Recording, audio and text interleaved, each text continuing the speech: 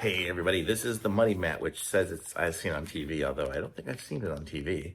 But I needed some mats for my house, and my dog comes in and gets everything yucky and muddy and dirty, so this is what we've got. So let me show you out here. It's got the rubber backing on the back, so it'll make it so it won't slide around. And this one here is about, you guys can see it's about 2 feet by, I don't know, 3.5 feet or so. And it's heavy, it's got heavy. So it's gonna keep your floors clean because it's got the rubber back. And then this is it here, it's got these little nubs.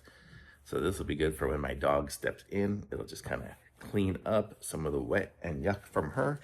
And I'm gonna put this in front of my doors, and hopefully we will have a nice clean house. Kind of looks like a bath mat, but it's, they say it's good for just right by your doors. So I got 2 of them. So I have one for my living room here where Penny comes in from the outside, and I'll put one probably by the bathroom door. So awesome, thumbs up.